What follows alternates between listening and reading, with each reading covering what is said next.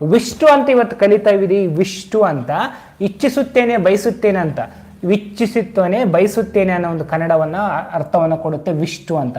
ಈಗ ಎಕ್ಸಾಂಪಲ್ಸ್ಗಳನ್ನು ನೋಡ್ತಾ ಹೋಗೋಣ. ಯಾವ ಸಂದರ್ಭದಲ್ಲಿ ಬಳಸ್ತೀವಿ ಅಂತ ಹೇಳಿದ್ರೆ ಯಾವುದೇ ಒಂದು ನುಡಿಗಟ್ಟು ವಿಷ್ಟು ಅನ್ನೋದಕ್ಕೆ ಕನ್ನಡದಲ್ಲಿ ಯಾವುದೇ ಒಂದು ಕೆಲಸವನ್ನು ಮಾಡುತ್ತೇನೆ ಬಯಸುತ್ತೇನೆ ಇಚ್ಛಿಸುತ್ತೇನೆ ಅಂತ ಹೇಳಬೇಕಾಗಿತ್ತಂದ್ರೆ ಈ ವಿಷ್ಟು ಅನ್ನ ಬಳಸ್ತಾ ಹೋಗ್ತೀವಿ.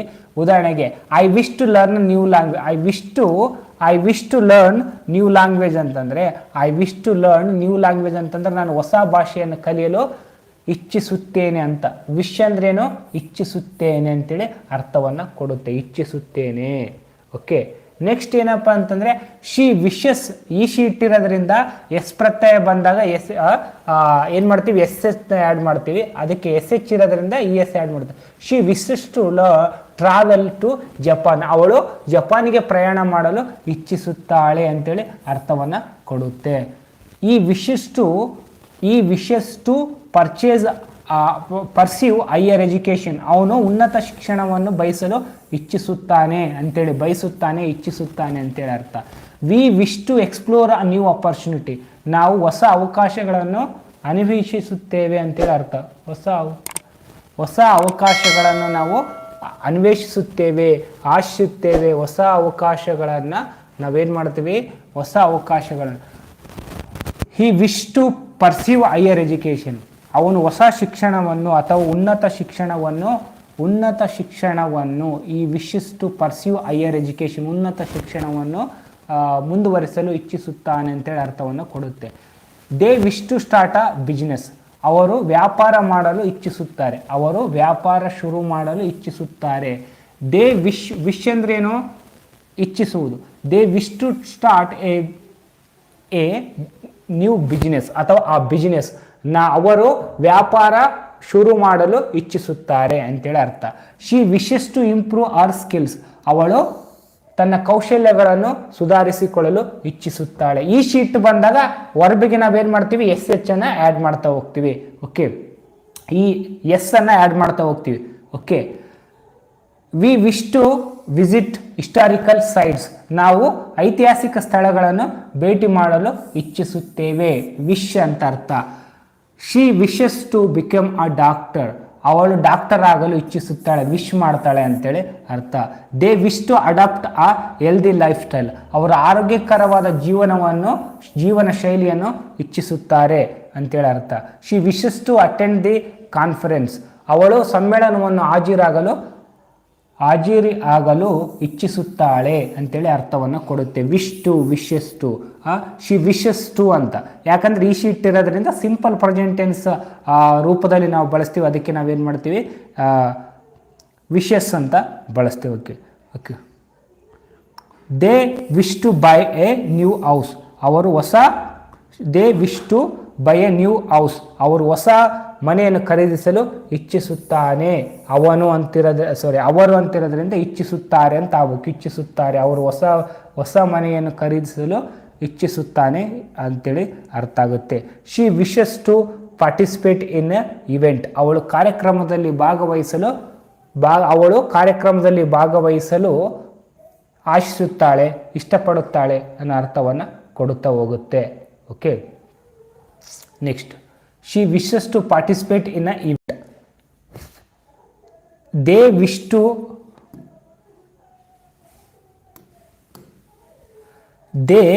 Wish to make a impact, ಅವರು ಧನಾತ್ಮಕವಾದ ಪರಿಣಾಮವನ್ನು ರೂಪಿಸಲು ಇಚ್ಛಿಸುತ್ತಾರೆ. We wish to create a memorable experience, ನಾವು ಅವಿಸ್ಮರಣೀಯ ಅನುಭವವನ್ನು ರಚಿಸಲು ಪಡುತ್ತೇವೆ. ಈ ರೀತಿ ನಾವು ಏನು ಮಾಡ್ಬೋದು, ವಿಶ್ ಅಂತೇಳಿ ನಾವು ವಿಶ್ ಟು ಅಂತೇಳಿ ನಾವು ಬಳಸಿ ಹೊಸದಾಗಿರ್ತಕ್ಕಂಥ ಸೆಂಟೆನ್ಸ್ಗಳನ್ನು ನಾವು ಮಾಡ್ಬೋದು. I wish you all the best ಅಂತಾರಲ್ಲ, ನಾನು ನಿಮಗೆ ಶುಭಾಶಯಗಳನ್ನು ಹಾರೈಸುತ್ತೇನೆ, ಒಳ್ಳೆಯದನ್ನು ಬಯಸುತ್ತೇನೆ.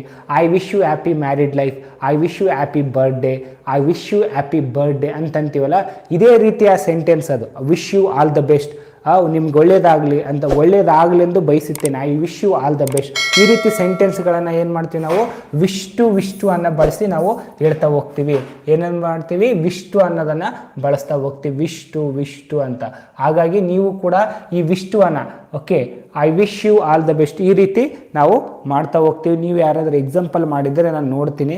Okay, I wish to speak English, correct. I wish to Suresh Raina come to C S K, correct.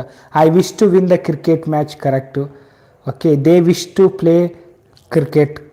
Spelling ತಪ್ಪಾಗಿದೆ ಸ್ವಲ್ಪ, WISH. ವಿಶ್ ಸ್ಪೆಲ್ಲಿಂಗ್ ಏನೋ ಸ್ವಲ್ಪ ತಪ್ಪಾದಂಗೆ ಐತೆ. ಓಕೆ, ಸ್ವಲ್ಪ ನೋಡ್ರಿ. Okay, I wish to see universe, correct.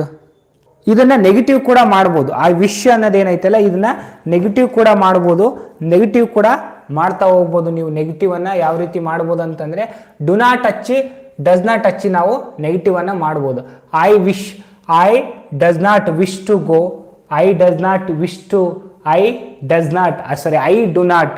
I as it is simple ಆಗಿ ನಾವೇನು ಮಾಡ್ತೀವಿ ಅಂತಂದರೆ ಈ ಶೀಟಿಗೆ ಯಾವಾಗ ಡಸ್ ಬಳಸ್ತೀವೋ, ನೆಗೆಟಿವ್ ಮಾಡೋತ್ನಾಗ ಈ ಶೀಟ್ ಇದ್ದಾಗ ನೆಗೆಟಿವ್ ಮಾಡ್ತೀವಿ ಅಂತಂದರೆ ಡಸ್ನನ್ನು ಬಳಸ್ತೀವಿ, ಡಸ್ ನಾಟನ್ನು ಬಳಸ್ತೀವಿ. ಅದೇ ರೀತಿ ಇಲ್ಲಿ ಕೂಡ ನಾವೇನು ಮಾಡ್ತೀವಿ, ಡಸ್ ನಾಟನ್ನು ಬಳಸ್ತೀವಿ. ಓಕೆ, ಯಾವಾಗ ಉದಾಹರಣೆಗೆ ಒಂದು ಎಕ್ಸಾಂಪಲ್ ಮಾಡಿ ತೋರಿಸ್ತೀನಿ. ನಾನು ಹೊಸ ಕಾರನ್ನು ಕೊಂಡುಕೊಳ್ಳಲು ಇಚ್ಛಿಸುತ್ತೇನೆ, ಬಯಸುತ್ತೇನೆ ಅಂತ ಅರ್ಥ. ನೆಗೆಟಿವ್ ಏನಾಗುತ್ತೆ, I do not wish, I do not wish to buy a car. ನಾನು ಹೊಸ ಕಾರನ್ನು ತೆಗೆದುಕೊಳ್ಳಲು ಬಯಸುವುದಿಲ್ಲ ಅಂತ ಆಗುತ್ತೆ, ಸಿಂಪಲ್ ಅಷ್ಟೇ. ನಾನು ಹೊಸ ಕಾರನ್ನು ತೆಗೆದುಕೊಳ್ಳಲು ಬಯಸುವುದಿಲ್ಲ ಅಂತೇಳಿ ಅರ್ಥ ಆಗುತ್ತೆ. ಇಂಟ್ರಗೇಟಿವ್ ಏನಾಗುತ್ತೆ, correct same. Do I wish to buy a new car ಅಥವಾ new car, question mark. Do I wish to buy a new car, ನಾನು ಹೊಸ ಕಾರನ್ನು ಕೊಂಡುಕೊಳ್ಳಲು ಬಯಸುತ್ತೇನೆಯೇ, ಹೊಸ ಕಾರನ್ನು ಕೊಂಡುಕೊಳ್ಳಲು ಬಯಸುತ್ತೇನೆಯೇ ಅಂತೇಳಿ ಅರ್ಥ ಆಗುತ್ತಾ. ಇನ್ನೂ ಒಂದು ನೆಗೆಟಿವ್ ಇಂಟ್ರಗೇಟಿವ್ ನಿಮಗೆ ಗೊತ್ತಿದೆ, ನಾಟ್ ಏನಪ್ಪ, ಡೋಂಟ್ ಅಂತ ನಿಮಗೆ ಗೊತ್ತಿದೆ. ಆ ಡೋಂಟ್ ಅನ್ನು ನಾವೇನು ಮಾಡ್ತೀವಿ, ಡೂ ಪ್ಲಸ್ ನಾಟ್ ಡೋಂಟ್ ಅನ್ನು ಹಚ್ತೀವಿ. ಡೂ ಪ್ಲಸ್ ನಾಟ್ ಏನಾಗುತ್ತೆ, don't. Okay, don't I wish to buy a car, question mark ಅಷ್ಟೇ. ನಾನು ಇದರ ಅರ್ಥ ಕನ್ನಡ, ನಾನು ಹೊಸ ಕಾರನ್ನು ಕೊಂಡುಕೊಳ್ಳುತ್ತೇನೆ ಅಥವಾ ಬಯಸುತ್ತೇನೆ, ಇಷ್ಟಪಡುತ್ತೇನೆ, ಆಸೆ ಪಡುತ್ತೇನೆ, ಬಯಸುತ್ತೇನೆ ಅಂತ ಅರ್ಥವನ್ನು ಕೊಡುತ್ತೆ. ನೆಗೆಟಿವ್, ನಾನು ಹೊಸ ಕಾರನ್ನು ಕೊಂಡುಕೊಳ್ಳಲು ಆಸೆ ಪಡುವುದಿಲ್ಲ, ಓಕೆ, ಇಷ್ಟಪಡುವುದಿಲ್ಲ, ಆಶಿಸುವುದಿಲ್ಲ, ಬಯಸುವುದಿಲ್ಲ ಅಂತಾಗುತ್ತೆ. ಇದು do I wish to buy a car, ನಾನು ಹೊಸ ಕಾರನ್ನು ಕೊಂಡುಕೊಳ್ಳಲು ಬಯಸುತ್ತೇನೆಯೇ, ಆಶಿಸುತ್ತೇನೆಯೇ ಅಂತ ಅರ್ಥ. ಡೋಂಟ್ ಐ ಅಂತಂದರೆ ನಾನು ಹೊಸ ಕಾರನ್ನು ಕೊಂಡುಕೊಳ್ಳಲು ಬಯಸುವುದಿಲ್ಲವೇ, ಆಶಿಸುವುದಿಲ್ಲವೇ ಅಂತೇಳಿ negative interrogative. Okay, I wish to, ಇನ್ನೂ ಒಂದು ಎಕ್ಸಾಂಪಲ್ ಮಾಡ್ಬೋದಾಗಿತ್ತಂದರೆ I wish to learn English, ಇದನ್ನೇ ಮಾಡ್ಬೋದು. ಇನ್ನೂ ಒಂದು ಲಾಸ್ಟ್ ಎಕ್ಸಾಂಪಲ್ ಒಂದು ಮಾಡೋಣ, ನಂತರ ನಿಮ್ಮದೇ ಎಕ್ಸಾಂಪಲ್ ಓದ್ತಾ ಹೋಗ್ತೀನಿ. Okay,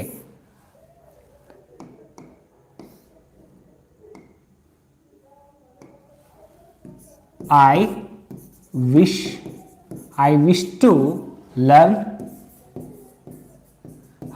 learn English. I do not wish learn English. ನಾನು ಇಂಗ್ಲಿಷ್ ಕಲಿಯಲು ಬಯಸುವುದಿಲ್ಲ. ಡು ಐ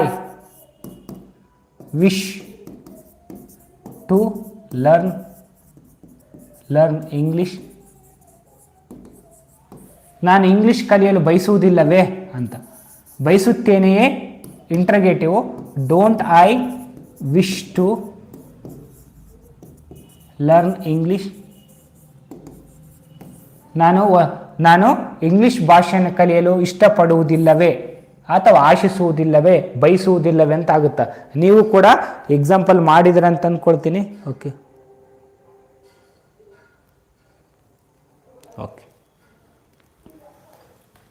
ಏನು ಮಾಡ್ತಿದ್ದೀರಾ?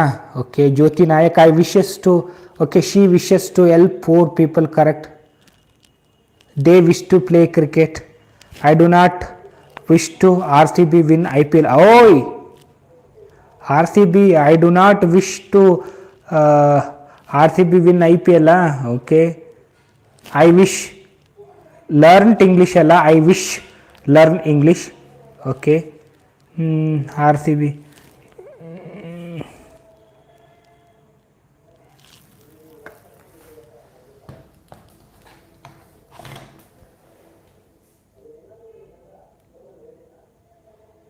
Okay. RCB KV, I do not wish to fixing RCB. Okay, ಈ ರೀತಿ ಕೆಲವೊಂದು ಎಕ್ಸಾಂಪಲ್ ಮಾಡಿದ್ದೀರಾ ನೀವು ಕೂಡ. ನೀವು ಇನ್ನೂ ಒಂದು I wish you all the best ಅಂತ ಹೇಳ್ತಿರ್ತಾರಲ್ಲ, ಆ ರೀತಿ ಸಂದರ್ಭದಲ್ಲಿ she does not, do not ಅಲ್ಲ Jyoti, does not. Okay, she does not wishes to, okay, I wish to watch live spoken English classes, I do not wish to watch live spoken English classes, do I wish to. Correct, ತುಂಬ example correct ಮಾಡ್ತಾ ಇದ್ದಾರೆ ಎಲ್ಲರೂ. ಈ ರೀತಿಯಾಗಿ wish to ಅನ್ನ ಬಳಸೋದನ್ನ ಕಲ್ಕೊಳ್ರಿ ಆಯ್ತಾ. ಸ್ವಲ್ಪ ಜಾಸ್ತಿ ಇದನ್ನ ಒತ್ತು ಕೊಟ್ಟು ಸ್ವಲ್ಪ ಪ್ರಾಕ್ಟೀಸ್ ಅನ್ನ ಮಾಡ್ರಿ, ಒಂದು 15-20 ಎಕ್ಸಾಂಪಲ್ಸ್ಗಳನ್ನ ಮಾಡ್ರಿ ಅಂತ ಹೇಳ್ತಾ